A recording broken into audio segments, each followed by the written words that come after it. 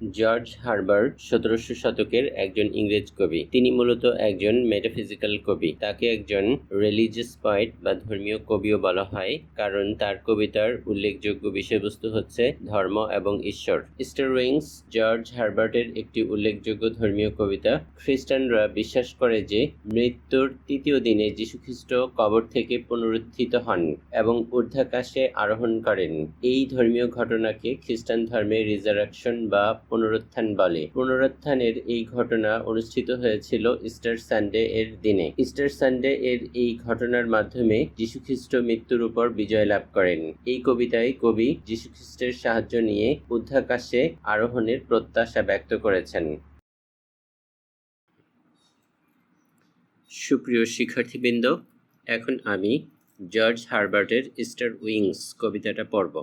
Lord who createst man in wealth and store, ঈশ্বর যিনি আমাদেরকে সৃষ্টি করেছেন ওয়েলথ সম্পদের মাঝে অ্যান্ড স্টোর এবং প্রাচুর্যের মাঝে।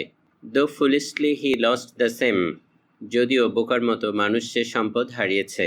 এখানে সেম মানে পূর্ববর্তী বাক্যের ওয়েলথ এবং স্টোরকে বোঝানো হয়েছে। ঈশ্বর মানুষকে সম্পদ এবং প্রাচুর্যের মাঝে সৃষ্টি করেছিল, কিন্তু মানুষ বোকার মতো সে সম্পদ হারিয়েছে। এখানে কবি বাইবেলের সেই গুরুত্বপূর্ণ কাহিনীর কথা বলেছেন। আদম এবং হাওয়াকে ঈশ্বর সৃষ্টি করে স্বর্গে আশ্রয় দিয়েছিলেন, কিন্তু মানুষ ঈশ্বরের আদেশ অমান্য করে স্বর্গচ্যুত হয়েছে। ডিকেইং মোর অ্যান্ড মোর, এরপর মানুষের অধপতন হয়েছে, মানুষ আরও বেশি দিকে ক্ষয়প্রাপ্ত হয়েছে। টিল হি বিকেম মোস্ট পোর, অবশেষে মানুষ খুবই দরিদ্র হয়ে গিয়েছে। এখানে পাপ করার মাধ্যমে মানুষ আত্মিকভাবে দরিদ্র হয়ে গিয়েছে, এ কথা বোঝানো হয়েছে। With thee O let me rise, হে যীশুখ্রিস্ট আমি আপনার সাথে রাইজ ঊর্ধ্বে আরোহণ করতে চাই, আমাকে আপনার সাথে ঊর্ধ্বে আরোহণ করতে দিন। অ্যাজ লার্ক, ভরত পাখির মতো বা চাতক পাখির মতো হারমোনিয়াসলি, সুরের সাথে গান গাইতে গাইতে আমি ঊর্ধ্বালোকে আরোহণ করতে চাই। অ্যান্ড সিং দিস ডে দাই ভিক্টোরি, এবং আজকের দিনে আমি আপনার বিজয়ের গান গাইতে চাই।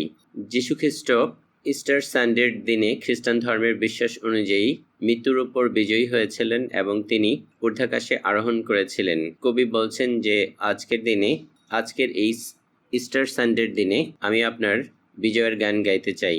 Then shall the fall further the flight in me, তখন আমার যে পতন, এ পতন আমার ফ্লাইট, আমার উপরে ওঠার একটা মাধ্যমে পরিণত হবে। আমার পতনের দ্বারাই আমি আবার ঊর্ধ্বে আরোহণ করতে পারব।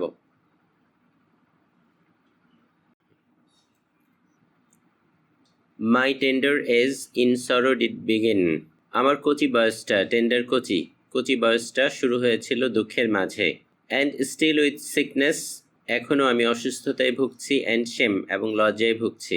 কবি এখানে বোঝাতে চেয়েছেন যে কচি বয়স থেকেই আমি পাপ করা শুরু করেছি এবং সে পাপ এখনও অব্যাহত আছে, আর পাপের কারণেই আমি অসুস্থ হয়ে গিয়েছি, আমি লজ্জার মধ্যে আছি।